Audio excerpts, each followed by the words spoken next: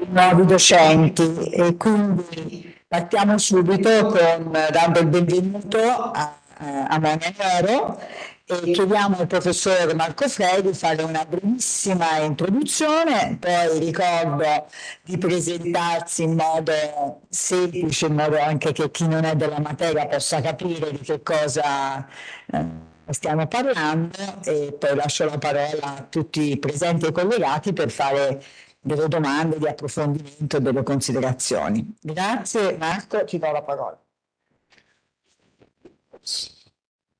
Grazie mille. C'è una.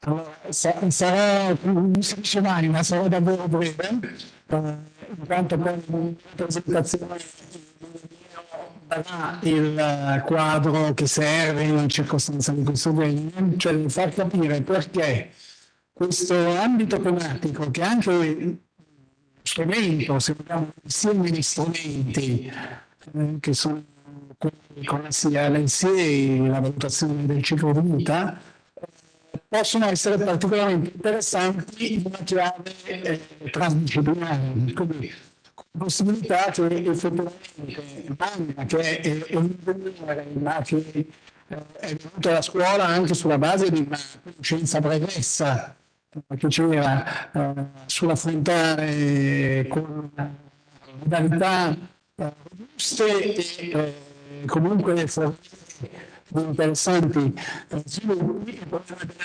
migrazione tematiche ambientali.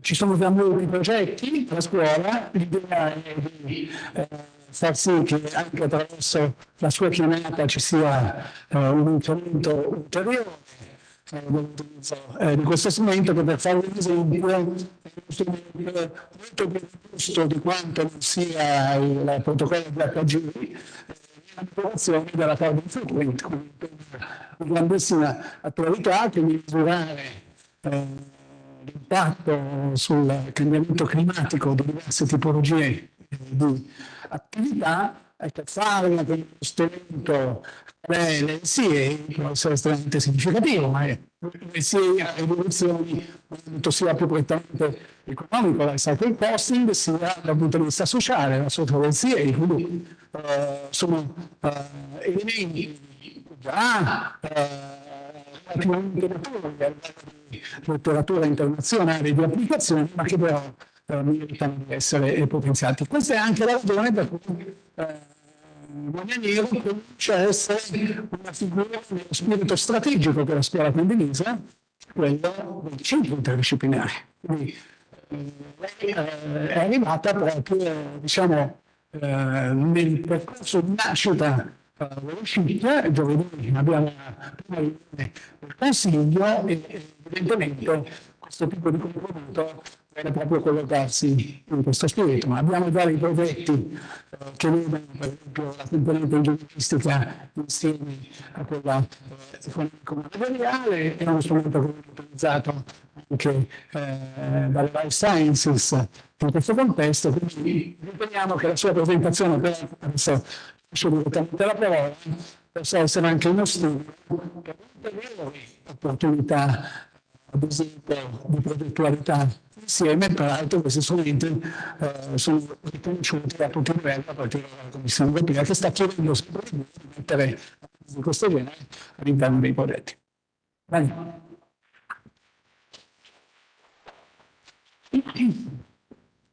Grazie mille. Se tu lo vuoi. Voilà. Sì, così vedo meglio. Bene, grazie mille per l'introduzione, grazie a tutti voi che siete qua, sia in presenza che online.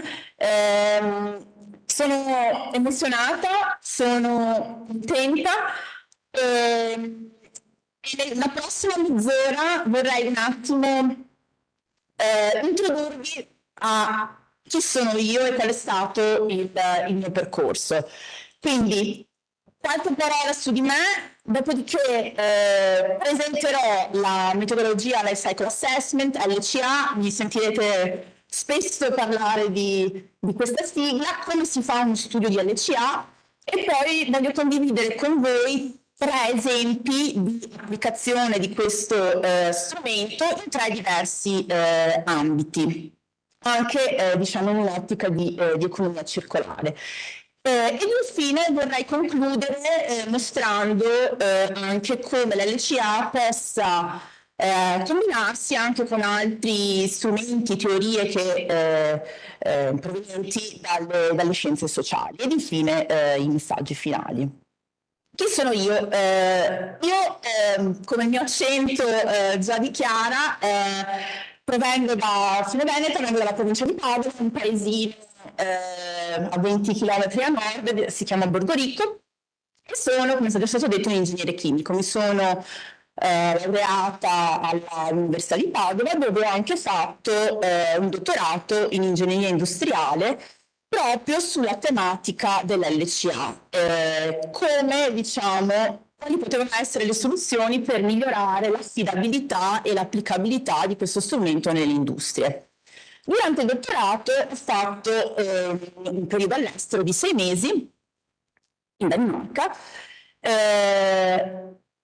ed è stato lì, diciamo che appunto questo ha iniziato poi il mio percorso danese, che è durato quasi 10 anni. Dopo essermi dottorata sono stata postdoc, ecco questa è la Danimarca, sono stata postdoc per 5 anni alla DTU, l'Università Tecnica della Danimarca, dove sono stata in diversi dipartimenti, prima il dipartimento di Chemical Engineering, dove ho lavorato ad un progetto di cui vi parlerò a breve sulla produzione dell'orzo in condizioni di futuro cambiamento climatico, e poi per 4 anni ho avuto finanziamento dalla Carlsberg Foundation, dove ho lavorato in collaborazione con la Carlsberg sulla DTU Management Engineering, sull'implementazione di strategie di economia circolare nell'ambito degli imballaggi. E infine l'ultima tappa del percorso danese è stato il corso di Sustainable Design Engineering, che nasce come un programma interdisciplinare. Quindi nel corso degli anni sono stata in varie istituzioni, vari dipartimenti, ho avuto la possibilità di collaborare con persone con diverse competenze, e credo che questa sia una risorsa assolutamente importante. Su che cosa faccio ricerca? Io ho cercato qui di rappresentare brevemente.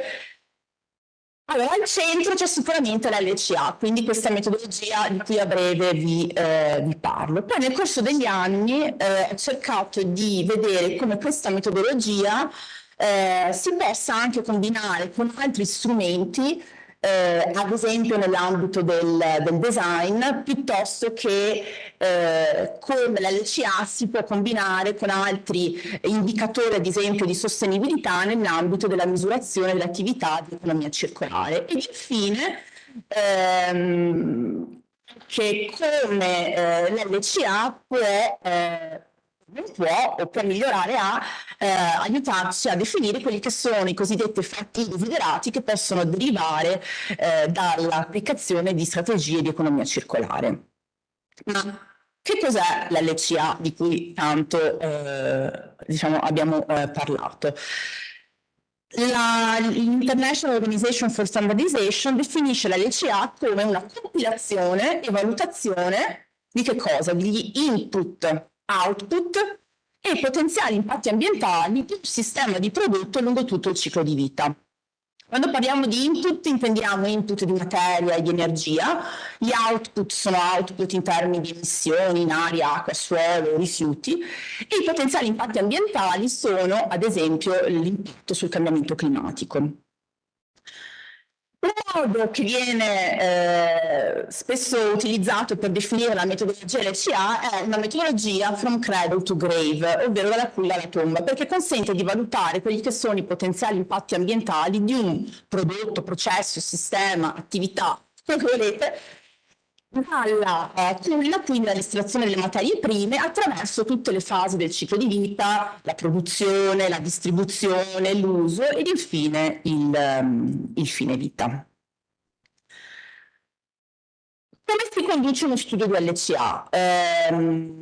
Se consideriamo un esempio, il confronto fra un trasporto su strada piuttosto che su ferrovia, come ogni studio di LCA ci sono 4 fasi che devono essere sviluppate in accordo alla norma. La prima fase è la definizione dell'obiettivo e del campo di applicazione, dove noi andiamo a dire qual è l'obiettivo dello studio, quali sono le fasi del ciclo di vita, l'estrazione delle materie prime, la produzione, l'uso, il fine vita viene considerato o meno. Una volta che abbiamo definito la scena, nella seconda fase, che è l'analisi di inventario, andiamo a raccogliere per tutte le fasi del ciclo di vita i principali input e output, come dicevo prima, materia, energia, emissioni, consumi di risorse, e diciamo con il supporto di software andiamo a creare un modello di quella che è la realtà sostanzialmente. Poi nella terza fase, Life Cycle Impact Assessment, sempre attraverso l'utilizzo di software di calcolo, questi impatti, questi diciamo, input di materia e energia vengono trasformati nei potenziali impatti ambientali, quindi diciamo come ad esempio il consumo di energia va ad incidere sull'impatto sul cambiamento climatico piuttosto che sull'utilizzo delle risorse, eccetera, eccetera.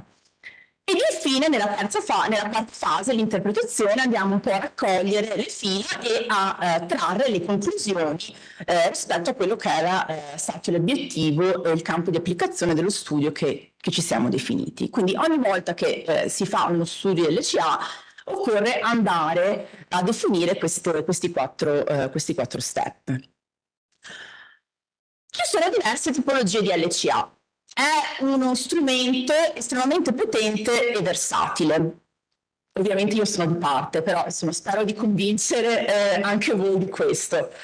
Allora, l'LCA parte come strumento per valutare i prodotti, quindi quelli che possono essere gli impatti ambientali della produzione di una sedia, del microfono, gli occhiali, eccetera, eccetera, sia per definire quelli che sono diciamo, le fasi del ciclo di vita, i cosiddetti hotspot, quindi le fasi su cui andare a intervenire per migliorare gli impatti, piuttosto che anche in un'ottica comparativa, ad esempio diciamo, uno dei primi LCA nella storia è stato fatto dalla Coca-Cola alla fine degli anni 60 per confrontare gli impatti ambientali delle diciamo, bottiglie di plastica verso le bottiglie di vetro.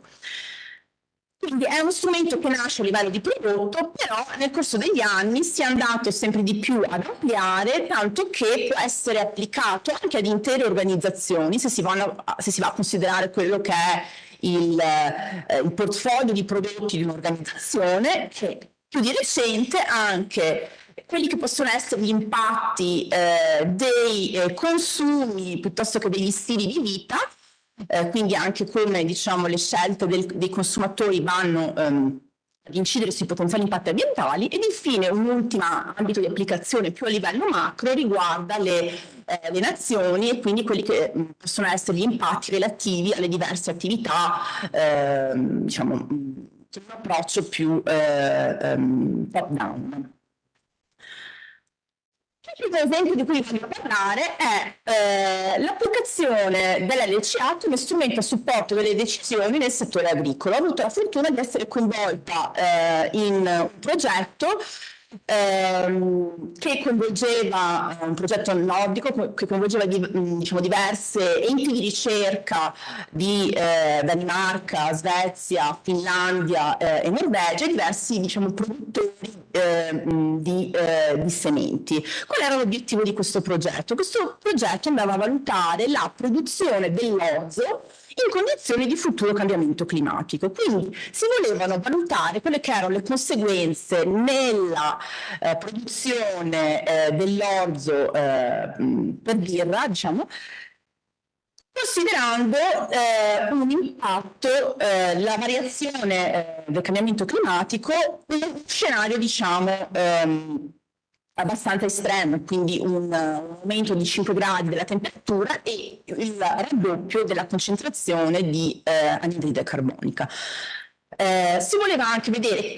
come all'interno del progetto il cambiamento climatico va ad influire sulla qualità delle varie culture del raccolto e anche quali che potevano essere le implicazioni di eventi estremi, eventi climatici estremi.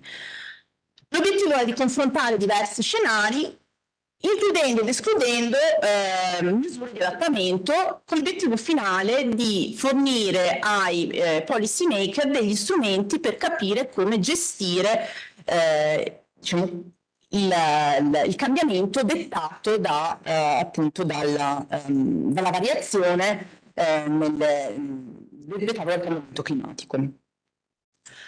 Ho avuto la fortuna di avere a disposizione dati primari, che perché per chi diciamo, lavora in ambito LCA è un lusso assoluto. Io devo dire che qui mi sono sentita un po' come Alice nel Paese delle Meraviglie, perché avevo a disposizione questo fitotrone, questa camera, che voi vedete qui rappresentata, dove si potevano variare le condizioni di temperatura, appunto la concentrazione di CO2,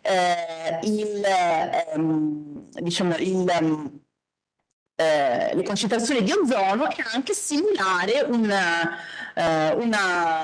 heat wave. Quindi questa facility è stata utilizzata per testare 13 diverse tipologie di varianti di orzo nel corso di vari esperimenti, considerando appunto le condizioni di concentrazione di CO2 e di temperatura diciamo standard, un aumento di entrambe e anche appunto quello che dicevo prima, questo evento estremo della heat wave.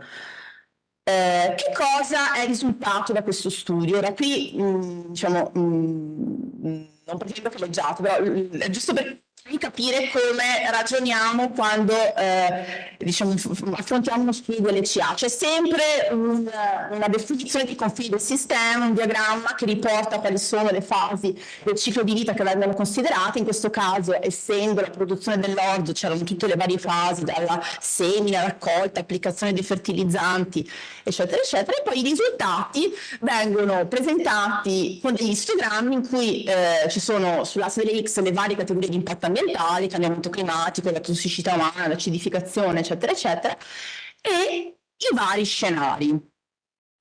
In questo caso le barre degli istogrammi riportano quello che era la variazione sulle varie categorie di impatto di appunto diversi scenari relativi al cambiamento climatico che erano stati simulati nel fitotrone precedente. Cos'è che è emerso da questo studio? Che la diciamo, coltivazione dell'orzo in condizioni di futuro cambiamento climatico subirà diciamo, un aumento degli impatti, principalmente dovuto alla riduzione delle rese che il cambiamento climatico, diciamo, l'influenza del cambiamento climatico andrà a portare, e quello che è emerso da questo studio, dove erano state diciamo, testate diverse varietà di orzo, è che con una selezione attenta delle diverse varietà è possibile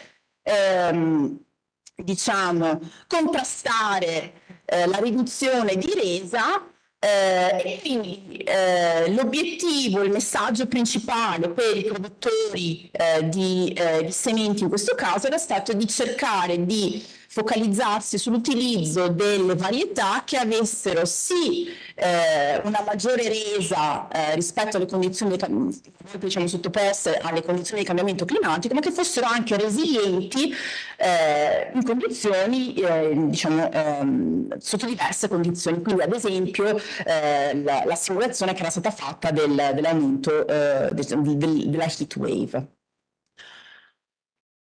Ora voglio passare a farvi vedere altri due esempi in cui l'LCA si pone come strumento a supporto delle decisioni specificatamente in un contesto di economia circolare. Ora,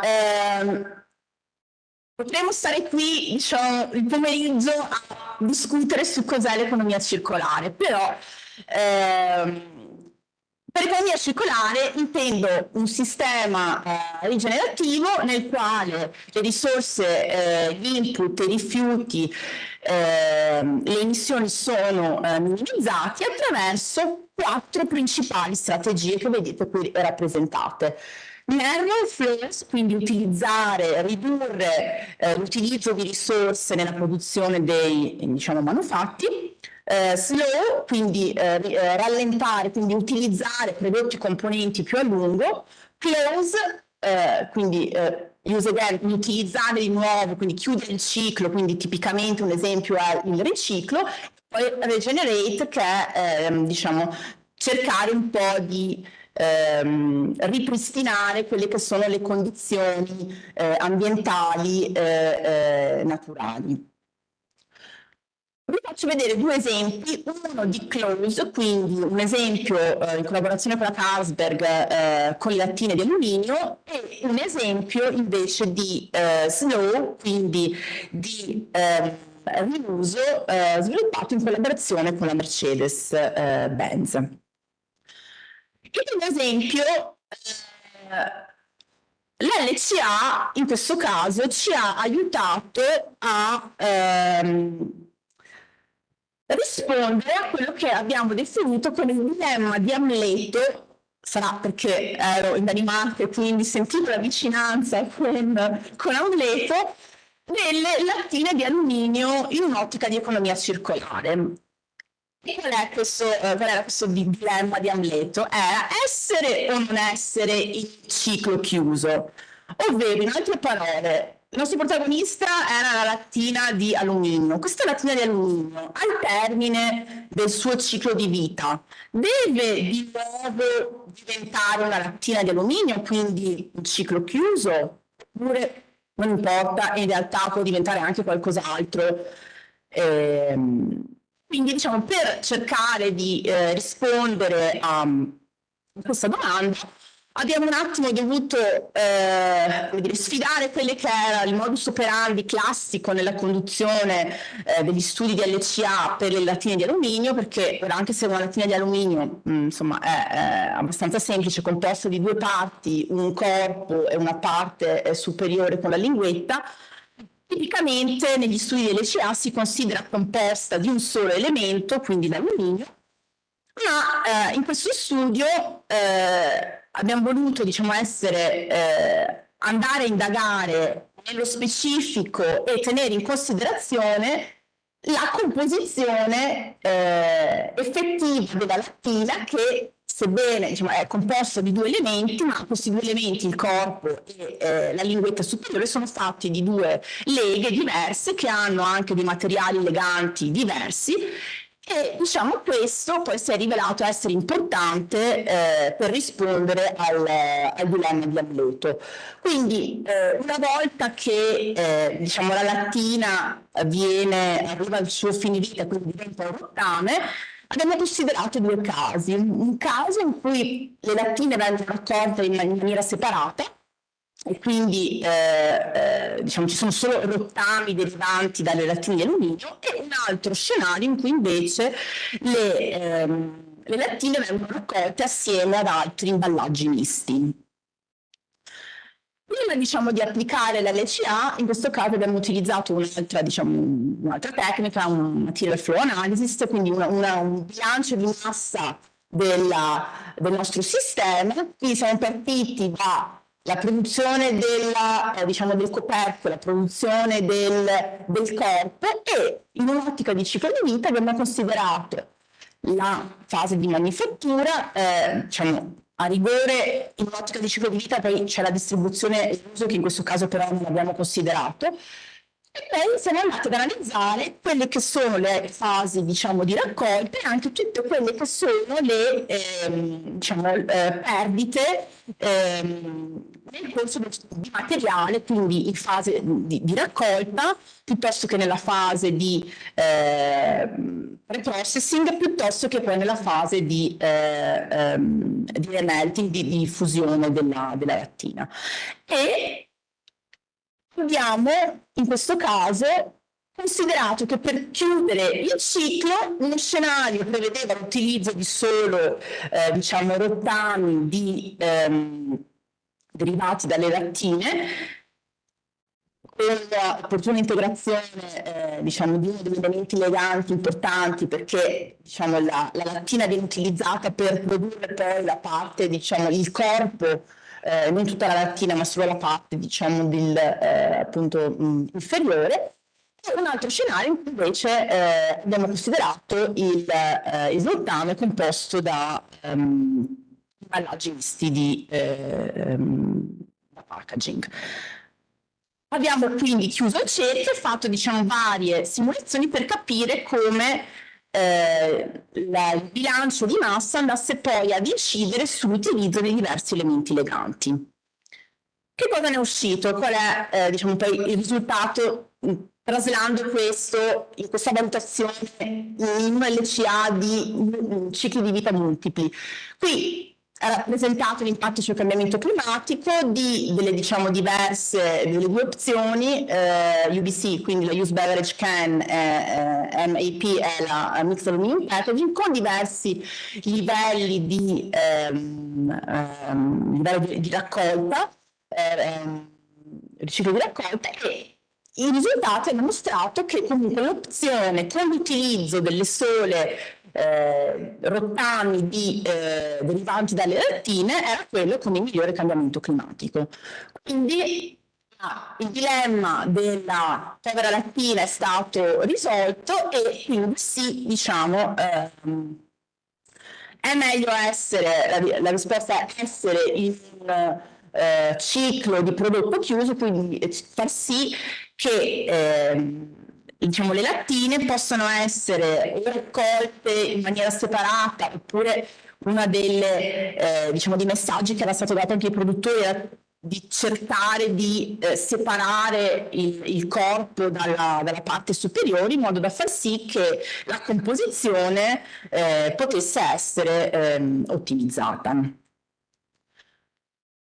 Il terzo esempio, un esempio più recente, ho avuto la possibilità di supervisionare un progetto di dottorato industriale in collaborazione con la Mercedes-Benz, dove l'obiettivo era quello di valutare il repurposing delle batterie da veicoli elettrici, ovvero le batterie alla fine della loro vita in un veicolo elettrico hanno circa il 70-80% della loro capacità originaria.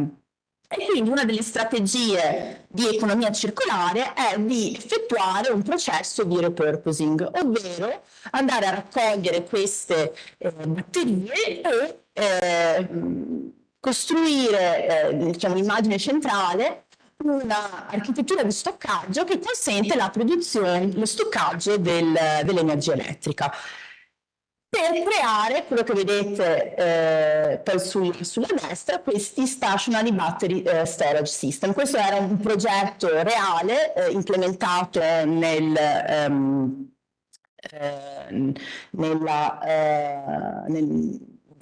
Mercedes nell'impianto di Sindelfingen, che è vicino diciamo, nel sud della Germania, e diciamo, a che cosa ci è servito l'LCA in questo caso?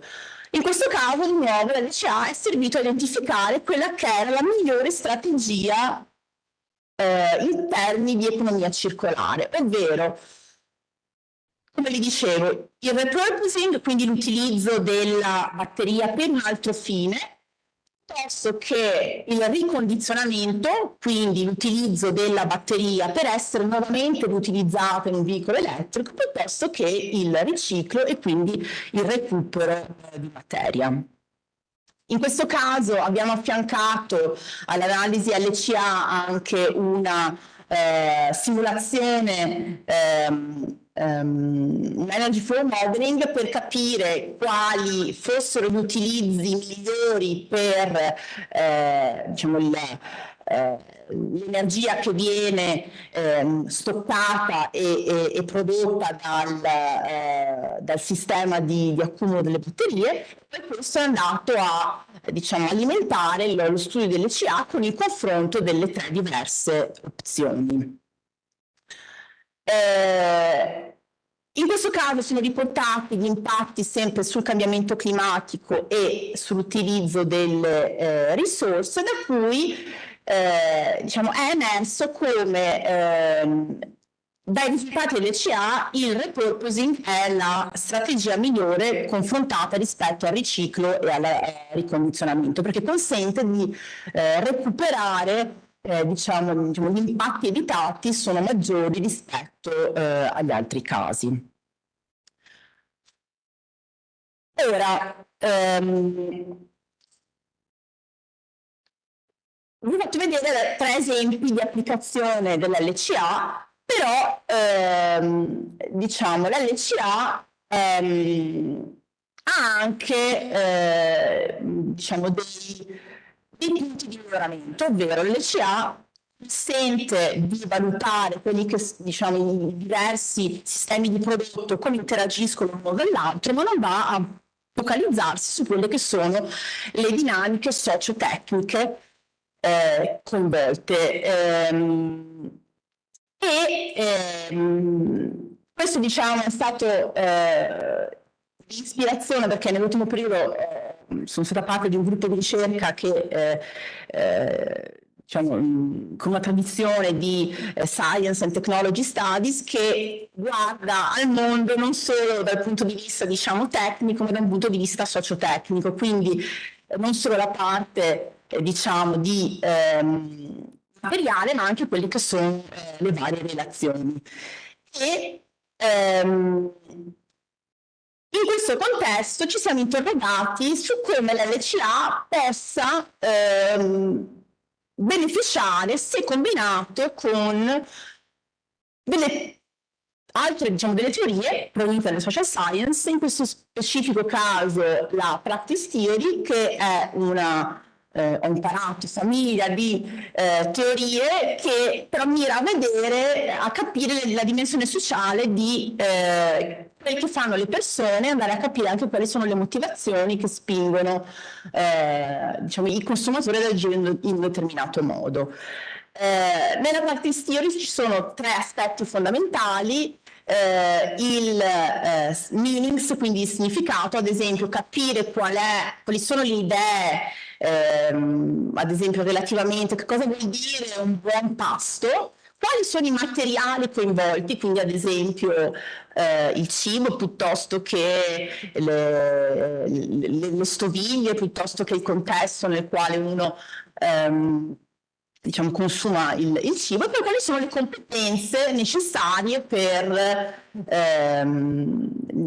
formare questa attività, quindi come preparare un buon pranzo. E questo diciamo consente di studiare quelle che sono le pratiche che generano delle dinamiche di consumo e diciamo consente un po' di ampliare quella che è la prospettiva dell'LCA ad un'ottica di sistema, quindi andare non semplicemente a guardare il singolo sistema di prodotto, ma capire come eventuali azioni in un determinato sistema hanno poi delle implicazioni anche in altri. Giusto per fare un esempio,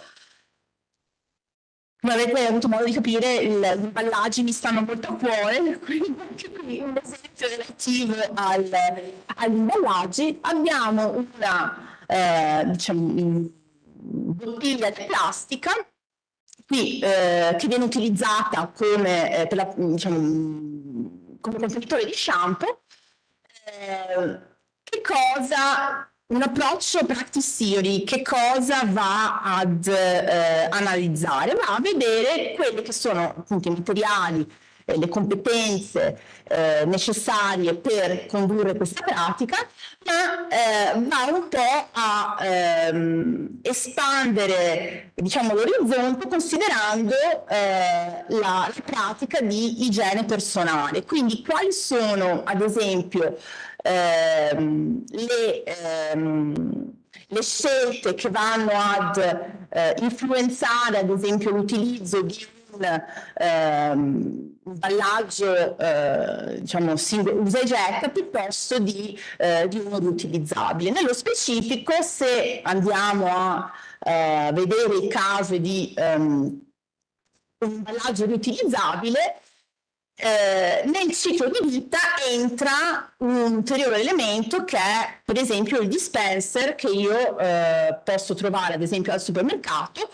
Però il fatto di avere un ulteriore elemento fa sì che la mia, diciamo, pratica di igiene personale veda anche un coinvolgimento di un'altra pratica, che è per esempio la pratica di, diciamo, dello shopping, perché se io devo andare a riempire nuovamente il prodotto, questo ha delle implicazioni anche per esempio in quella che è la mia routine quotidiana, e quindi può portare a degli effetti diciamo, nei comportamenti che diciamo, non dipendono dal prodotto in sé, ma che sono un po' legati a quelle che sono le pratiche. Questo è giusto un breve video, poi insomma il ragionamento sarebbe più ampio. Il tempo a mia disposizione è scaduto. Due messaggi con i quali vorrei lasciarvi. Spero di avervi dimostrato che la LCA è una metodologia potente che può supportare le decisioni ed è importante in un ambito di transizione all'economia circolare. Il secondo messaggio è che sono convinta che la LCA possa giocare un ruolo chiave nelle attività del centro interdisciplinare, e non vedo l'ora di mettere insomma le mie conoscenze e competenze a disposizione del centro. Vorrei chiudere ringraziando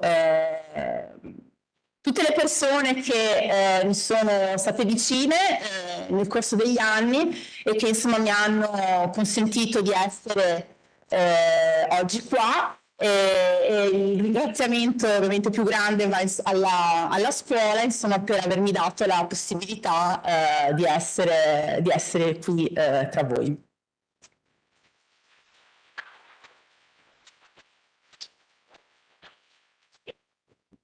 Resta qui che vediamo se ci sono domande o in sala, che nel frattempo sia un po' più riempita.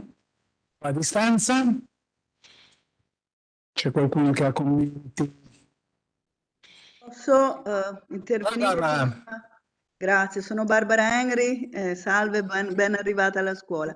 Una domanda, quali sono i passaggi fra l'analisi e anche la costruzione del modello, no? Dell'esperimento, se vogliamo, anche della traiettoria del ciclo di vita, rispetto poi ai risultati che si riscontrano poi nei diagrammi e così via? Quali sono i passaggi quantitativi, immagino, statistici, di implementazione? Ecco, non ho capito i livelli di trasmissione fra il modello e i risultati poi trasmessi attraverso forme matematiche che di per sé fanno pensare ad una oggettività che forse richiede una maggiore decostruzione dei passaggi intermedi. Ecco, era solo questa la mia domanda. Grazie. Molto affascinante e molto interessante.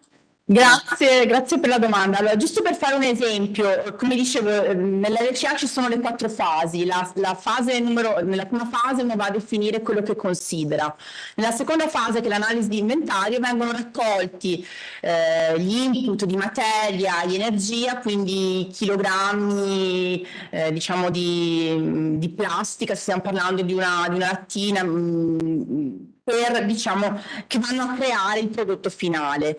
Poi attraverso, e questo diciamo si crea in software che consentono che hanno dei database al loro interno che ad esempio tengono conto di quello che è il processo medio di produzione della plastica. Quindi prendendo diciamo, spunto da questi database, poi nella fase successiva che è la fase di valutazione degli impatti ambientali, questi input di materia e di energia vengono trasformati in potenziali impatti ambientali, ad esempio 10 kg di CO2 equivalente, e questo viene fatto tramite dei modelli che sono diciamo, implementati all'interno del software, che vanno a definire quello che è il processo chimico-fisico che porta dall'emissione poi all'impatto in termini di danno alla salute umana piuttosto che agli ecosistemi e alle risorse. Ora, ci sono diversi modi per costruire i modelli, per cui effettivamente anche, penso come in tutte le comunità scientifiche, c'è comunque dibattito su come, ad esempio, il riciclo, come deve essere modellizzato, però diciamo, io credo che insomma, come si dice, avere insomma, anche differenti opinioni vada bene, l'importante è essere consistenti e coerenti quando uno crea il proprio modello ed essere anche trasparenti nel poi dichiarare quelle che sono le assunzioni. Spero di aver risposto. La risposta è soddisfatta. Grazie. C'è anche una componente di interpretazione dei risultati, ovviamente rispetto a tutte le cose che ha detto Monia, quindi effettivamente è una metodologia oggettiva e robusta, come tutte le metodologie c'è un aspetto di intervento del ricercatore che sta sia nella costruzione del modello, come ha detto Monia, ma poi anche negli aspetti interpretativi complessi. Prima ancora, se vogliamo, la definizione dei confini del sistema, perché bisogna capire fino a che punto tu stai considerando un aspetto relativamente circoscritto, semplificato, più esteso. Sta bene? Scusa se non ho seguito tutto, a un certo punto ho avuto una telefonata a cui non potevo dire di no, quindi forse l'hai accennato quando ero fuori. Allora, è chiaro che questo tipo di metodologia è molto interessante e io con alcuni dottorandi, una è collegata e stiamo lavorando su questo tema, stiamo cercando di capire come questo tipo di metodo si può applicare anche nell'ambito dei servizi sanitari, no? La domanda che ti faccio, giustamente tu hai detto, si parte dal prodotto e poi via via si è ampliato l'utilizzo, ma per esempio, vedo che c'è Natali qui, quindi quanto è stato davvero applicato alle politiche pubbliche? Cioè, perché questo sarebbe veramente un tema necessario, no? Noi facciamo una serie di politiche pubbliche, ma non abbiamo, si parla di integrazione di sinergia, però se poi dopo vai a vedere, per esempio, i piani sanitari, l'unica cosa che io trovo è qualche cosa, la ministra Vera Benedetto, la dottora Anna, è andata a vedere tre regioni, nel piano sanitario l'unica cosa che c'è su tematiche poi di sostenibilità ambientale, cioè cosa si farà dei rifiuti sanitari, che è una cosa che comunque c'è da sempre questa politica, perché non li puoi buttare nella spazzatura, quindi però effettivamente le politiche pubbliche dovrebbero proprio averlo questo tipo di processo, perché no, se no la mano destra non sa cosa fa la mano sinistra. Mi domandavo quanto la ricerca ha lavorato su questo tema. Allora, sicuramente l'LCA è uno strumento di supporto anche diciamo, per il policy making ed è utilizzato, mi viene da pensare, nell'ambito ad esempio della gestione dei rifiuti, per dare anche delle linee guida su quale deve essere, diciamo, la gerarchia di trattamento. Quindi mi viene da dire che sicuramente ci sono delle potenzialità anche diciamo di utilizzo in un ambito come può essere quello sanitario, dove diciamo comunque però è necessario, secondo me, andare a vedere quello che è l'impatto dei processi che fanno parte, ad esempio, del servizio di fornitura, per esempio, mi viene in mente, però sicuramente l'LCA ha le potenzialità per essere utilizzato come strumento per il supporto poi delle decisioni. Anche in questo caso si tratta poi di capire su che cosa vuoi focalizzarlo, cioè se vuoi focalizzarlo sulla gestione dei rifiuti ospedalieri, per esempio, a quel punto puoi fare un zoom specifico in quella dimensione. Se vuoi portare a livello di prodotti, che invece, come dicevi te, ecco, allora, sì. Il mondo settoriale comunque è chiaro che devi lavorare con... Esatto. Più sali in alto con l'applicazione di questi approcci, più da un lato hai la necessità di definire il sistema complessivo e dall'altro il problema di come acquisisci i dati primari. Perché prima Monia l'ha fatto capire, ma c'è una componente di dati primari che devi procurare tu e inserire nel modello. E c'è una componente di dati secondari che invece ti danno i software disponibili. Quindi più sali, più è complicato il lavoro. Faccio un esempio. Se su un prodotto voi andate a analizzare le serie di un elicottero, con tutta la supply chain che c'è a monte, estremamente complicato, molto più di quello della lattina. Certo. E stiamo ancora parlando nell'ambito dei prodotti. Se sali, per esempio recentemente abbiamo valutato proprio in una selezione interna una candidata, un concorso di ricercatore nostro, che aveva fatto uno studio del SEI premiato dalla comunità su una città. Però l'originalità del suo contributo era nel dare gli elementi fondativi di un'analisi di questo genere. Poi quello è solo un primo step. E quindi applicare i sistemi sanitari è estremamente interessante, però se vuoi farlo a livello di policy alti è un po' il discorso che lei faceva quando descriveva la dimensione a livello di Stato. Cioè, sta entrando in una dimensione di complessità molto rilevante in cui la sfida per lo strumento è, credo, estremamente significativa. Sì, assolutamente. Altre? Credo che col tempo poi questo lasciamo al successivo collega lo spazio che era previsto. Sì, assolutamente, grazie.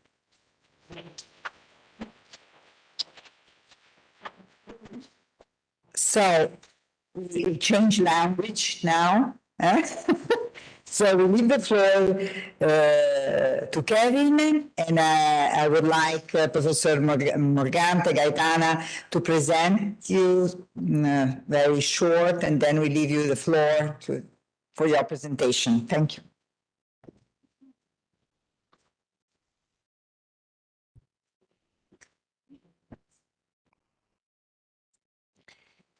Thank you, Sabine. Good afternoon. It's a pleasure for me to introduce the colleague, Kevin Koehler. He is currently Associate Professor in Political Science at the Policy Institute, but before joining the Scuola, Kevin received a PhD at the European University Institute in Florence in 2013.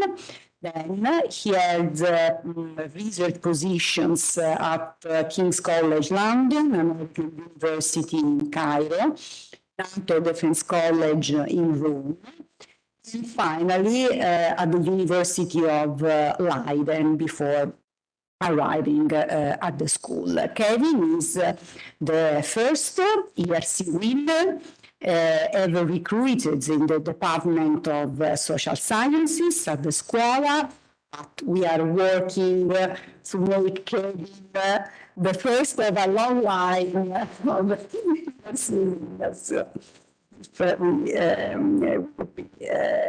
successful on it. The research focus of Kevin is on the MENA area, Middle East and North Africa, with a particular interest on Egypt, on Tunisia,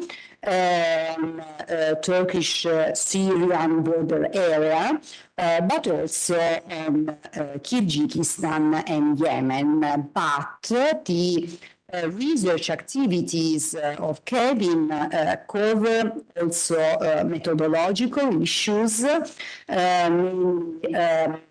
methodology in the research in risky context and areas in terms of safety of the research and principles, rules of quantitative methodology, given the importance of the use of data in the research Kevin conducts. Kevin is currently building his research group, and the calls he opened very successful, also in terms of very good candidates, applicants, confirming the great interest at an international level for his research. The presentation of today is related to his ERC project. The acronym of the project is MENA-ERC, Political Elites and Regime Change in the Middle East and North Africa, Accommodation or Exclusion. I will leave the floor to Kevin a while, but before, let me introduce in a couple of minutes the content of the presentation. More than a decade after the Arab Spring of 2011, little is left of the hopeful spirits which had accompanied the series of popular uprisings. The region is now dominated by violent conflicts and the breakdown of political orders, also with a resurgence of autocratic rule on the other. Even in Tunisia, long considered the sole success story of the Arab Spring, a promising democratic transition has since been cut short by the actions of would-be authoritarian strongmen. The hypothesis, the scientific hypothesis of Kevin is that social and political elites see the exclusion of potential rivals as the only, or at least the most promising way of reproducing their elite status. During the presentation, he will illustrate this argument with historical evidence, data evidence from Egypt, Tunisia, Turkish area, also empirically testing this argument. But let me say also beyond the MENA area, the issues related to democratic breakdown, violent conflicts, and autocracy is dramatically present also in other areas, in other countries, even in a very different context, such as Sudan and Taiwan. So thanks indeed for being here. Thanks indeed, Kevin, and I give you the floor.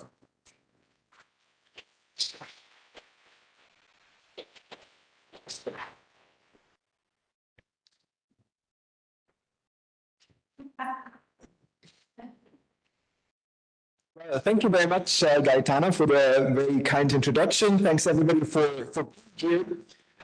As Gaetana just mentioned, my presentation basically has two aims. The first aim is to explain a little bit the intellectual agenda that is behind my research focus on autocracies, on this question of exclusion or accommodation. And then the second part will try to show a little bit how I think this can be done. So what is the nuts and bolts of doing this type of research. So what I would like to start with is kind of a macro perspective on some trends in the region, some of which have been mentioned by Gaetana already. One is the resurgence of autocracy after the Arab Spring. We'll look at some of these kind of this resurgence of these trends by looking at these maps and quantitative indicators of, let's say, democracy, the level of democracy in the region. And the second macro trend is a elevated volume of political violence, right? We have many active conflicts in the region, but then there's also other forms of political violence in the region. Have nothing to do with real wars, active conflicts, but have to do with political exclusion, repression, and other forms of political violence. And as you will see, this is really something that has exploded in a sense after the Arab Spring. So these are the two macro trends, and my argument would be that these are connected, right? These are not, it's not a coincidence that they occur together, but they're causally related. And this is, in a sense, the let's say the motivation for me to look at this, right? It's both an academic motivation, but also, let's say, a political or humanitarian motivation to look at these problems. In the second point, I will then kind of take a step back and look a little bit at what political science research over the last century can tell us about this question. Obviously, I'm not the first one to ask why are there non-democratic political regimes out there, but there's a relatively large literature in comparative politics on this question. And I just want to give you kind of a bird's eye view of what different sets of arguments are that have been advanced by other scholars, and how my particular approach to this problem builds on these previous contributions. And then I will illustrate this approach by talking a little bit about a very recent case, which is part, of course, also of my ERC project, but just a very small part, which is the breakdown of democracy in Tunisia in 2021, after about 10 years of kind of a democratic interlude, as it seems now. And I will use this particular case to illustrate some of the ways in which I think the basic hypotheses that my research advances can be tested empirically. Okay, so let's go into the first part. This is obviously a map of the MENA region, and the colors that you see here are just simply a map of a very frequently used democracy index, the varieties of democracy polyarchy measure. And I show you this is at the eve of the Arab Spring, 2010. I show you this to just kind of illustrate that the range of political regimes, of different political orders in the Arab world, there's actually quite some diversity here, right? We go from, that's not an Arab country, obviously, but Israel as a democracy, but then we have also in light green countries that are relatively open hybrid regimes, if you want, so regimes that combine democratic elements with less democratic processes. Then you have in yellow or beige or whatever this color is, countries that are relatively liberal, even though they're not democratic, and then the ones in red that are closed autocracies. So more, let's say, hard autocracies, repressive autocracies. And now I would like you to observe what happens when we go forward in time. This is the year of the Arab Spring. We have democratization in Tunisia. Tunisia turns green. And then we basically almost immediately after the first wave of success, if you like, we see a backwards trend 2015 already sees Egypt in red. That's due, of course, to the military coup in 2013 in Egypt. And then if we look at the current year, 2023, almost the entire map is red again, which of course begs the question of why is it that this region, and the region is not alone, if you look at the most recent State of the World report coming out of the Varieties of Democracy Project, this trend of autocratization is something that we see across the board, right? That's not something that only happens in the Arab world. That's something that happens across the board. One figure that we can cite from this most recent report is that 72% of the global population live in non-democratic political conditions. So that's obviously an important phenomenon. The second phenomenon that I want to draw your attention to is the phenomenon of political violence in the MENA region. Now, this map is just meant to illustrate different forms of political violence, ranging from military coups to mass repression. Think of Iran last year, for example, the repression of the uprising there. But then, of course, that's just an example of this type of state intervention that unfortunately happens quite frequently in the region. And then, of course, you have the active conflicts that you're all familiar with, Syria, Yemen, and Libya. And now probably we would have to add Sudan, given what is going on in this country at the moment. Now, if you look at this from a quantitative perspective, and that's what the little graph in the corner of the slide does, what you can see in the kind of second half of this graph is that the number of casualties produced by armed conflict in the Middle East and North Africa is higher for many years than in the rest of the world combined. So the red part of these bars is casualties occurring in the Middle East and North Africa. The green part is in the rest of the world combined. So clearly, in pure quantitative terms, this is massive political violence. So, and these two problems, as I mentioned, are connected, right? Autocracy and conflict scholars will not be surprised by this statement. Autocracy is one of the factors that leads to conflict onset very often. And then, of course, autocracies also are more repressive in terms of human rights violations and so on and so forth. And also there, of course, is always a potential of political violence. Even more, I would argue that autocracy as a form of political order is, by its very definition, not rule-bound. And so there is always this potential of settling political conflicts through violence, or at least the threat of violence. That's what drives my interest in this phenomenon, and that's where this question comes from: of why or under what conditions do political elites choose to go this route, let's say, of excluding rivals rather than looking for compromise.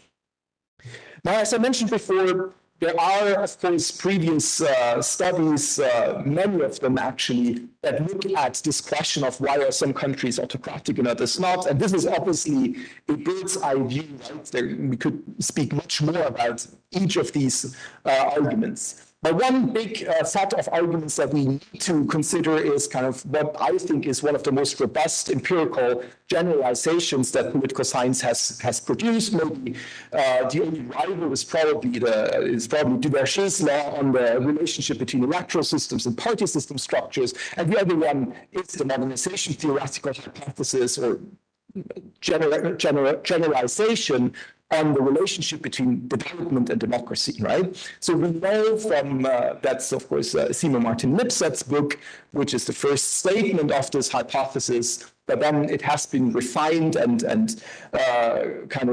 tested over and over again and has been robust across the board.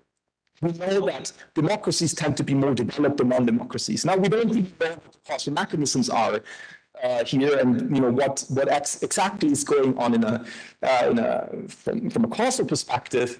But on the flip side, of course, this also means that underdevelopment, the absence of development, has something to do with autocracy, right? So probably what we can say here, there are structural causes that have to do with political economies that lead to autocracy. This is, of course, something to be considered. A second set of arguments that are that have frequently been advanced, at least, and this is something that was very popular after the end of the Cold War in the 1990s into the early 2000s. It says that of arguments about culture. And obviously, since I'm talking about the Middle East and North Africa here, the prime suspect, if I can say so, is Islam as a religion. And this idea that Islam as a religion is not compatible with democracy. There are two broad versions of this argument. One is really a theological, doctrinal argument about how Islam as a religion, because it does not differentiate between worldly and spiritual power, is inimical to democracy, right? The idea of popular sovereignty, which is part, of course, of democracy as an idea, is not kind of translatable into Islamic religious terms. That's the argument. The second type of argument is that it's not really about the religion or the doctrine, but it is about the culture that goes along with in kind of Muslim societies, let's say, which is hierarchical, patriarchal, and so on and so forth, and therefore is not very hospitable to democracy. Now, I'm very skeptical about these arguments for a number of reasons. First, if you look at the individual level, there's absolutely no evidence that Muslim people, Muslim citizens of different countries are different from non-Muslim citizens of these countries, right? That is true across the board. So this idea that there's something about being Muslim that makes you less democratic is just, it's not true on the individual level. And therefore, it's not clear that this causal mechanism should be.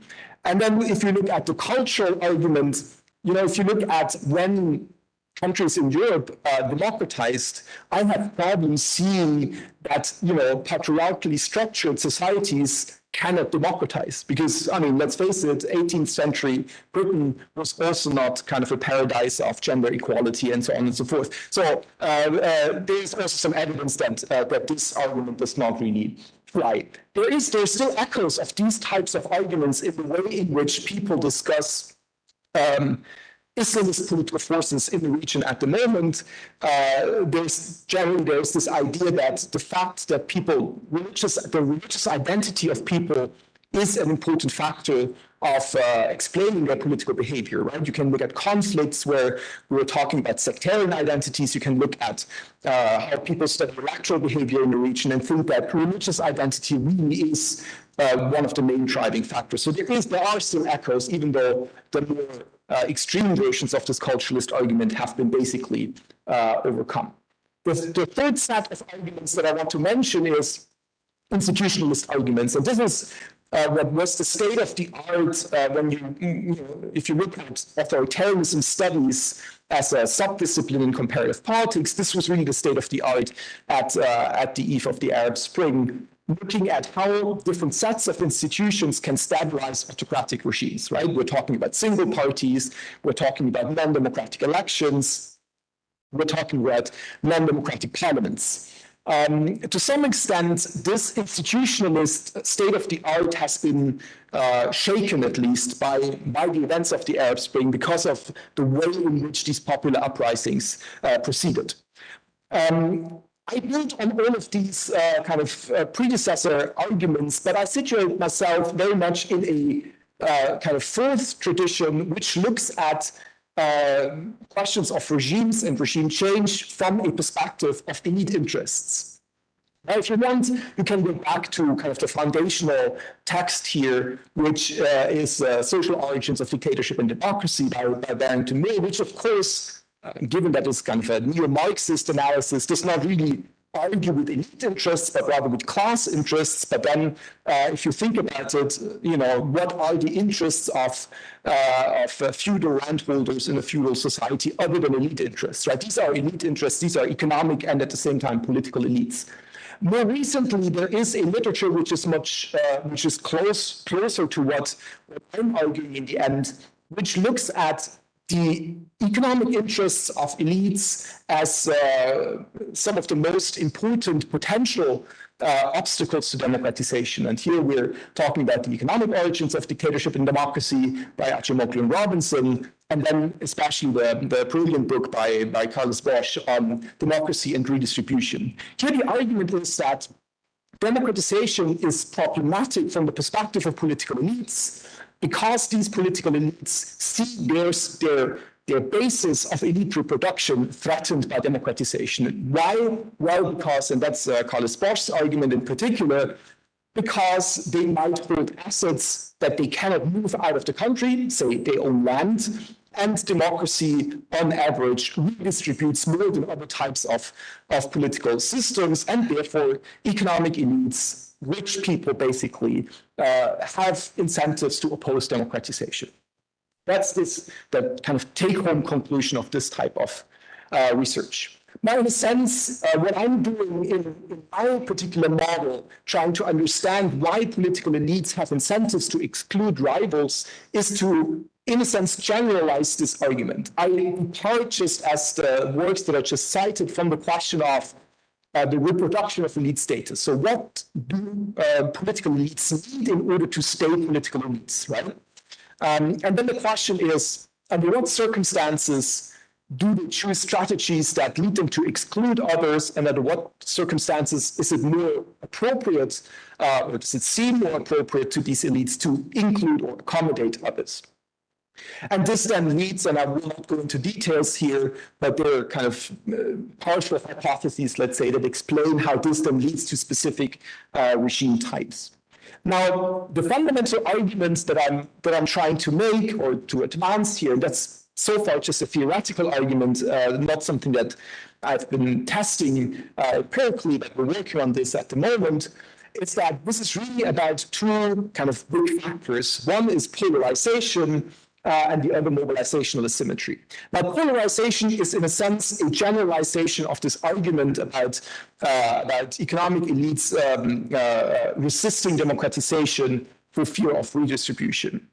If you think about why economic elites would do this, well, it is basically about thinking about the end state of a process of political change and thinking about how this would threaten or not your basis of elite status, right? And this is what polarization does, right? If you generalize this, this is what polarization is about. Polarization is about looking at what other people would do and thinking about what this would do to you, right? And of course, if polarization is very high, you have very strong incentives to resist the alternative project of some other political group. That's the factor of polarization. And then you have mobilizational asymmetry, which looks at the relative strength of different elite groups, elite sectors. And my claim is that if you combine these two factors, you get to this 2x2 that you see at the right of the slide, which explains how you get into these different types of political regimes. Now, rather than talking about the theory, where I want to kind of look a little bit at how I hope to empirically test this.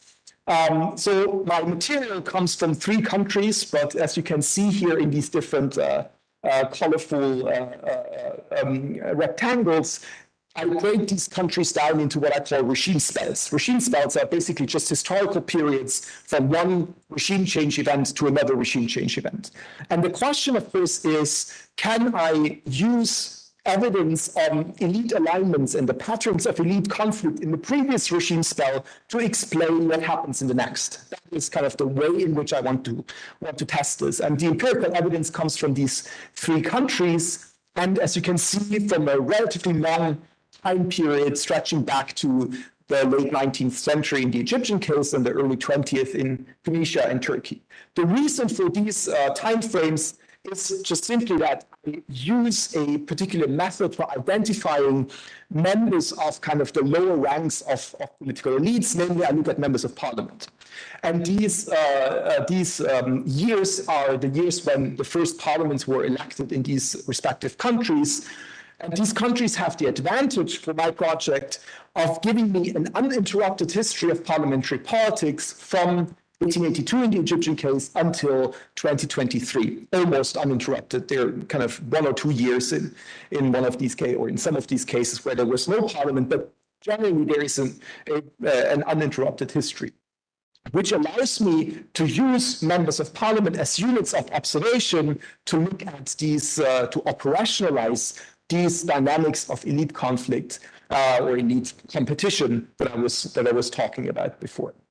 Now, to put some kind of flesh on the theoretical bones, let me kind of try and illustrate a little bit of how this could work in a concrete case. So that's just one of the regime spells that you just saw on the previous slide. And this is the regime spell of the democratic interlude in Tunisia between the revolution in 2011 and democratic breakdown in 2021.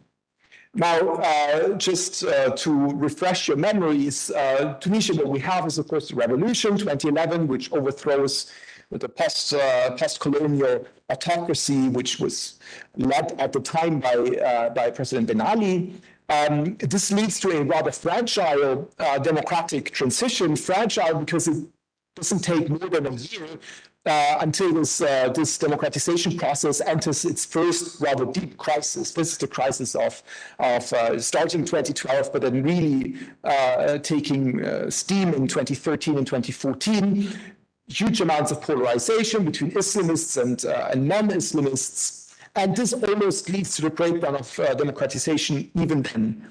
And this is averted by an elite compromise. If you read literature on Tunisian democratization, you will very often read kind of about how democracy is a success story of democratization because of elite compromise, because it is a pacted transition, as scholars of democratization would often put it. This picture here illustrates this, right? These are leaders of Ennahda, the Islamist party in Tunisia, Rashid Ghannouchi, and the former leader of the strongest secular party, Beşik Haydesepsi, holding hands here and symbolizing this coming together of the two different political camps in order to save the democratic transition. Now, indeed, they did save the democratic transition, but my argument about Tunisia is, and I will try to substantiate this in a second, that it also laid the foundation for democratic breakdown a couple of years, 7 years to be precise, later. So what happened in 2019, we have presidential and parliamentary elections. Kais Saied, who you see here kissing the Tunisian flag, is elected as an outsider. He's a constitutional law professor, has, according to his own statements, never participated in elections before. He has never voted before, much less has he run for office. And he's kind of, he's a quintessential outsider, right? So the typical story of a populist outsider winning because there are no plausible alternatives. And what he does in office is basically implementing his own slightly weird ideological project, and he dismantles the Tunisian democratic system. The most important step is the quote-unquote freezing of parliament on the 25th of July 2021, which is then followed half a year later, more or less, with the dissolution of parliament. Then we have a new constitution, which is hyper-presidentialist and which kind of symbolizes the return of Tunisia to kind of pre-Arab Spring types of political rule, even more centralized, looking only at formal constitutional structures. So how can we understand whether these types of elite conflict that I was talking about before, levels of polarization and mobilizational asymmetry, explain something about what is going on here, explain something about democratic breakdown in Tunisia? So I want to give you three powerful answers to this, because this is really something that we're working on at the moment, and so there are no final answers. As I told you, the way in which I want to measure elite conflict or operationalize these variables of polarization and mobilizational asymmetry is by looking at members of parliament, their backgrounds, their behavior, and the way in which they relate to each other. Now, thankfully, in the Tunisian case, during the democratic period, we have something that is relatively rare in the Arab world, namely we have data on how members of parliament behaved in their job, namely being members of parliament and voting on stuff. So roll call data, roll call votes, which basically just record how each individual member of parliament voted on whatever was to be voted on. And one of the things that you can do with this is basically just create these spatial kind of maps of individual members of parliament, and the colors here are just their party affiliation. Now, one of the things that you can see, and this is really work in progress, so I'm not 100% sure that this is very robust, what I'm telling you here, but I'm hoping. One of the things that I think you can see in this is that between the first legislative period, which is the one between 2014 and 2019, when we had the second set of elections, and the second legislative period from 2019 until the freezing of parliament in 2021, a new cleavage emerges among members of parliament in Tunisia. And this cleavage kind of cuts across the traditional conflict between Islamists and secularists, right? That's always how people understood Tunisian politics. There's Ennahda here, and there's Nida Tunis there. There's the Islamists and there's the modernists, if you like. The second conflict really revolves around how people stand to the very elite compromise that made democratization possible in Tunisia. There are people who sustain this elite compromise, Ennahda, Nida Tunis, or rather the successor parties of Nida Tunis, because Nida Tunis dissolved. And there are people who really oppose the idea of elite compromise, both on the rather left wing of the political spectrum, but also in the kind of Islamist, populist-inspired part of the political spectrum. That's in particular Karama, the Karama movement. And so my argument is that what you see here is emerging polarization around a new type of political cleavage, namely whether or not we want this consensus-based politics in the first place, whether we think that this is actually something that takes away agency from the people, and you really want to have very strictly majority-based politics rather than this somewhat counter-majoritarian mechanism of elite compromise. The second thing that we're looking at the very moment, and actually just before coming here, we were working on this. By we, I mean myself, and the first member of my project, the Canton, is here and has joined the project. And we're working on trying to understand who won cost breakdown the parliamentary elections in Tunisia. Now, this might be a weird question because normally it's easy to tell who wins elections. Not in these elections, because they are weird in the sense that political parties basically play no role by design. The electoral system is such that they don't play a role. And that's part of the anti-party agenda that the president has implemented. So what you really need to do is to look at individual candidates and who they are, what they represent, and so on. And what we do is, thankfully, the Electoral Commission has provided little YouTube clips where candidates introduce themselves.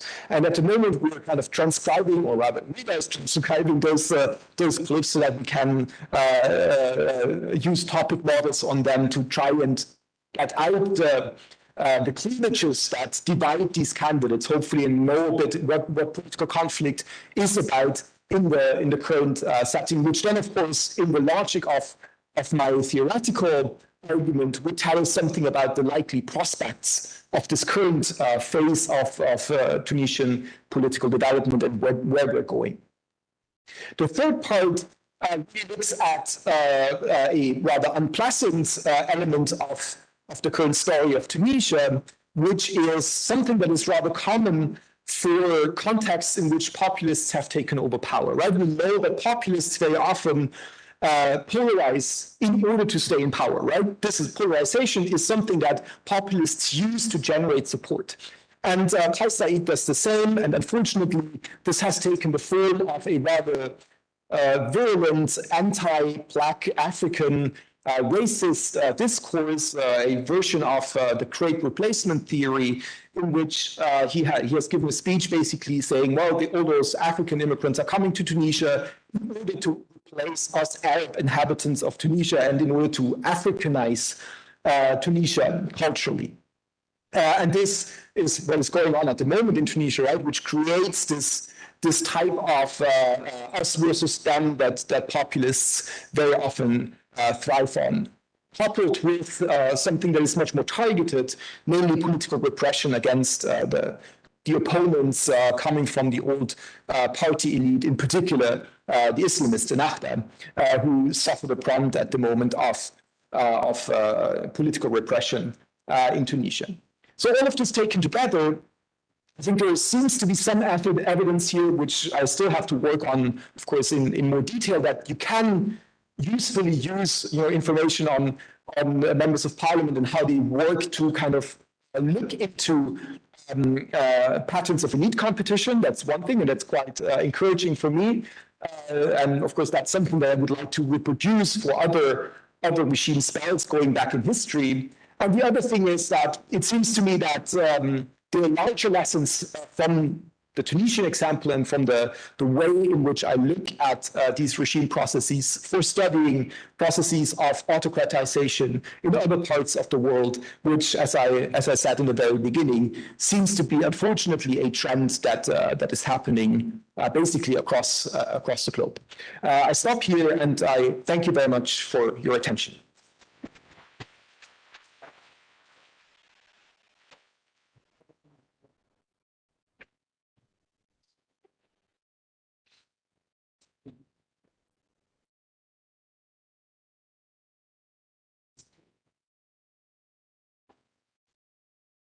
Okay, thanks indeed. Kevin, questions? Yes.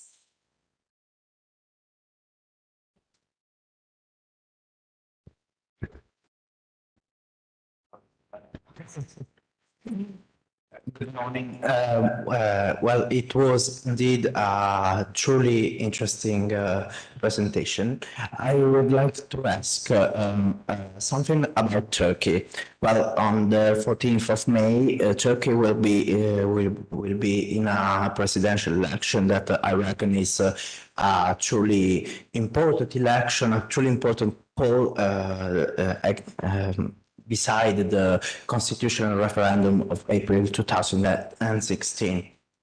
I would like to ask if the geopolitical position that Turkey had in the recent years, for example, in Libya, Syria, but also Somalia and Sudan, it's a short list. It will change if the position of Recep Erdogan wins, or maybe it won't change, and even if the opposition wins, Turkey will have this neo-Ottoman, as some studios said, position on geopolitical and in the MENA and not only area. Thank you. Thank you. Well, I mean, to some extent, this is fortune telling here, but I mean, my sense, two answers to this. One is I'm rather pessimistic when you look at the elections from the perspective of the opposition, that somebody other than Erdogan will win. That's just kind of as an introduction.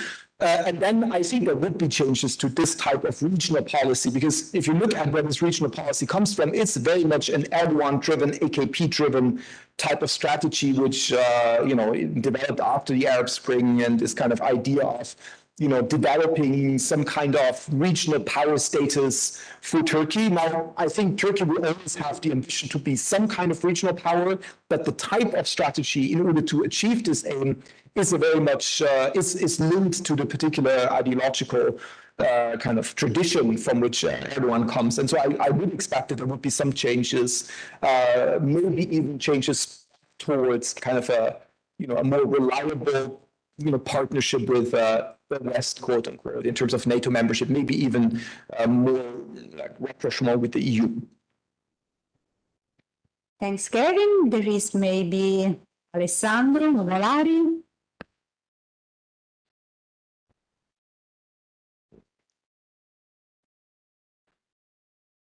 I was intrigued by your parallel between the development of liberal democracy in Europe during the 17th, 18th century and the current situation. And I'm an historian, so right now, in the literature, there is a perspective that stresses now the emergence of limited government, but there is another strand of literature that instead is stressing the role of state capacity, the development of strong state capacity.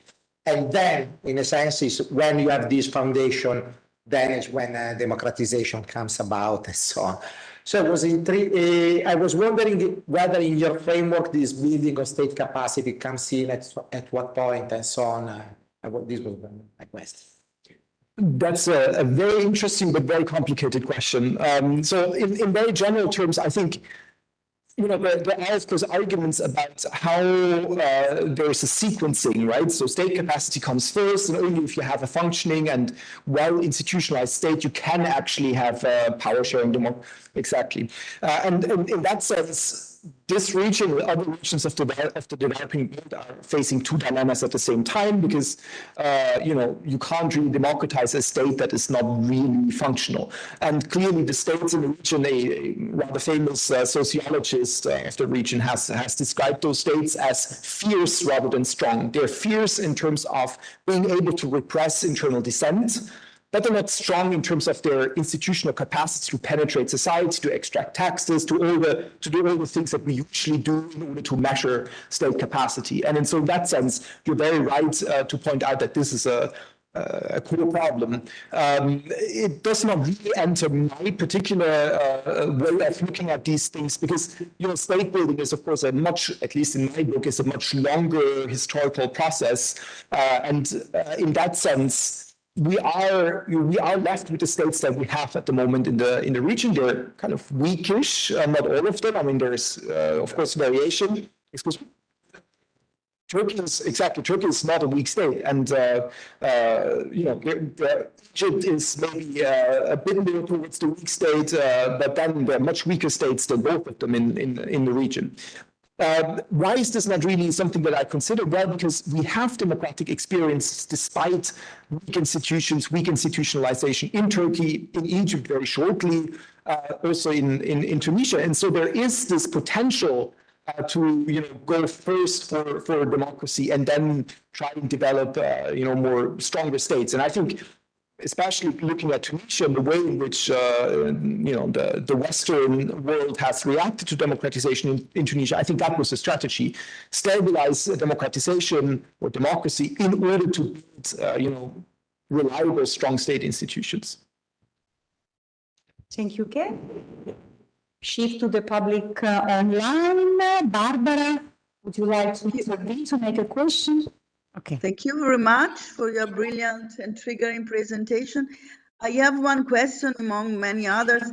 Did you find in your comparative studies some counter-elitarian movements from the so-called civil society, or what is not immediately repeatable in different cultures? For example, this kind of crossover between feminist Islamic movements from one side and transnational movements between secularism and even Islamic movement as well, or something like that. Some kind of more multifaceted picture of non-elitarian agencies, which are nevertheless being able to be considered some kind of social resources or counter movements against these proto or radical authoritarian regimes? Thank you very much. Thank you. That's a very interesting question. And yes, indeed, of course, those movements existed and to some extent exist still. And in terms of the way in which I started thinking about these problems, I really started with those movements because this is mainly an Egyptian history, because I lived in Egypt before the Arab Spring and during and after for periods. And many of my friends in Egypt were indeed part of these of the popular mobilization that led to the fall of the Mubarak regime. And one of the things that you see in these movements is indeed that they are very cross-ideological, they're very inclusive, and at the same time they're also very unorganized, which I think comes along with being so inclusive and so cross-ideological. But the reason why I focus on political elites is that what we see, and this is the puzzle that really drives my research, is that you have this upsurge of political activism, of popular mobilization, and then you have a resurgence and a reaffirmation of state control, which might trigger more resistance, but it seems to suggest that there is these popular movements, they're able to shake regimes, but they're not really able to build regimes, right? seems my lesson, that's my lesson anyway from this story. So yes, these movements are there, and I would not deny that they're important, but in terms of regime outcomes, I think it's really an elite story, not, unfortunately, not a story of popular mobilization. Thank you. The student. Thank you very much. Thank you.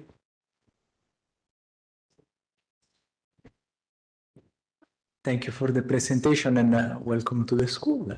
And I'll be a bit more practical and focused. And now, since it is a widespread theory that Arab Springs were caused also from a rise in the price of foodstuff, and which of course impacted the most the lower strata of the population, I was wondering, from the point of view of your research, what's the impact of the war in Ukraine, and of course the problem with the grain shipments, etc., and what are the impact in the region? Yeah, I mean, so to start with the premise of your question, I think these structural drivers, they were one reason, like food price inflation and so on. This was one reason of many that triggered the uprisings. But you're right, if we look at this from a very structural perspective, this is probably one of the most important factors. And in a sense, what you see, especially in Egypt, but to some extent also in Tunisia at the moment, is a situation that is far worse for those parts of society that you were just mentioning than they were before the Arab Spring, partially because of the Ukraine crisis and the food price inflation that came with this, but partially also because given developments since the Arab Spring, there was economic mismanagement to an extent that we have not seen even in Egypt under the Mubarak era before. And so clearly these social problems are there. The problem seems to be that one of the lessons that activists, people who might potentially mobilize, have drawn from the kind of mixed success of the Arab Spring is that this type of political activism does not lead to the outcomes that they were hoping for. And so that for me is really part of the explanation for why we don't see more mobilization. We might see the type of mobilization that I would expect is more kind of a Pride Riot type of mobilization rather than an Arab Spring 2.0 type of mobilization. Yes, there is maybe before you, Francesco and Eduardo, but okay.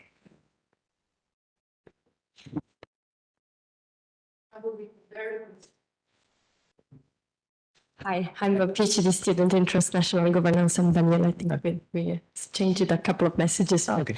Yeah, nice to see you. I'm working on Tunisia, so I'm really interested in what you're saying, and your approach on.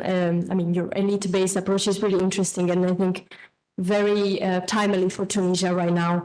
I was wondering how you, also considering all the theoretical approaches that you mentioned and you went through, I was wondering, there is a very important bunch of literature working on and focusing on more elite businesses and how they now, what's their role right now in the current political reconfigurations in Tunisia.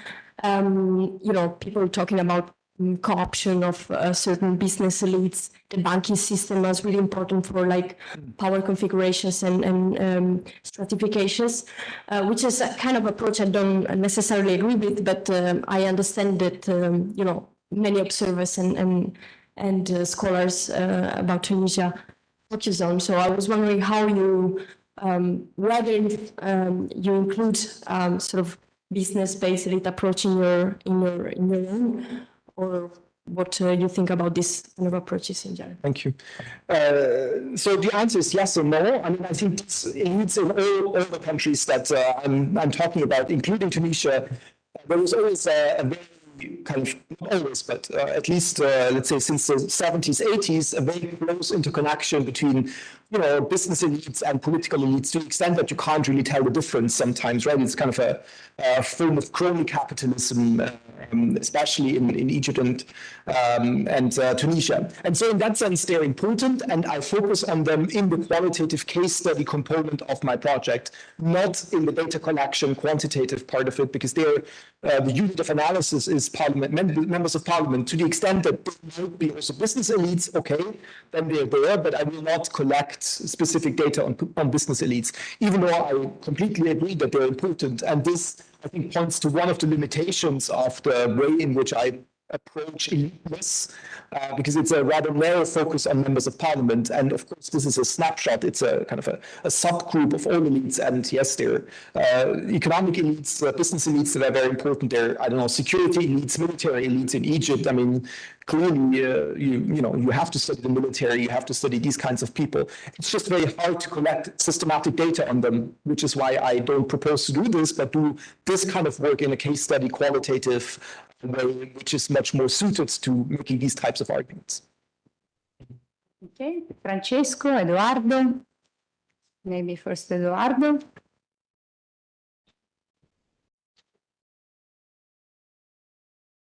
Well, thanks, Kevin, for the talk. I was intrigued by one specific aspect among the many. I'll focus on that one, opening the questions not too nerdy. Local data. You'll be using data on Tunisia, and I was wondering to what extent you can go comparative across countries and diachronically. Do you have reliable data for the three countries over time?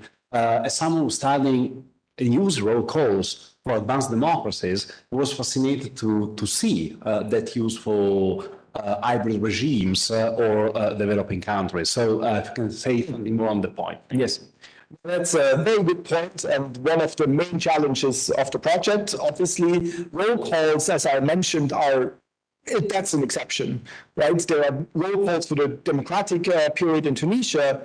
There are parliamentary minutes that are available and that could potentially be used for similar purposes. Then you would analyze the speeches of people in parliament to determine their position on various issues and determine how they relate to each other.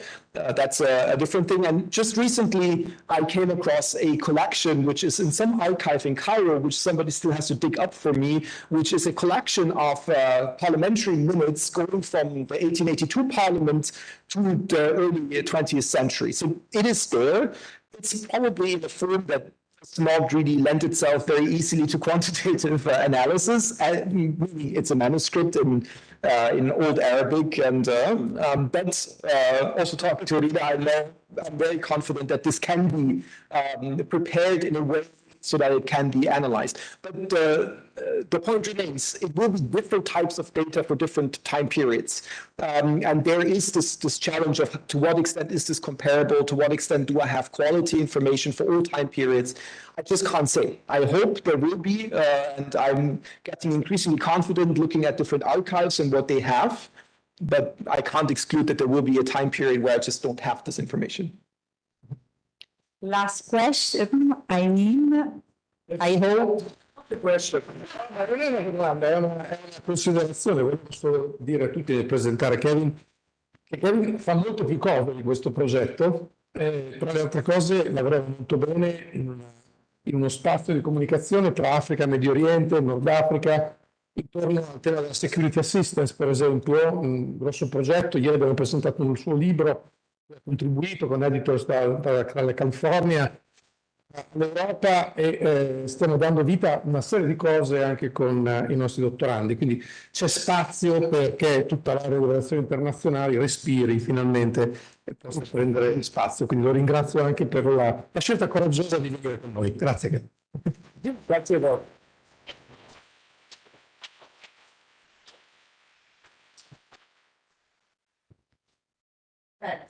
Adesso, se non ci sono altre domande, any other questions?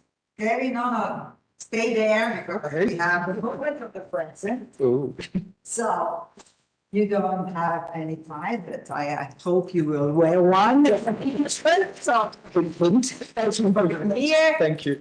Monia, E questo è un pensierino per te e grazie a tutte e due di essere venute qui alla scuola, sono tutte e due chiamate dirette, quindi come dire, li abbiamo scelti e loro ci hanno scelto e quindi insomma è un bellissimo risultato e a questo punto vi invito tutti per un brindisi in modo da festeggiare, ok?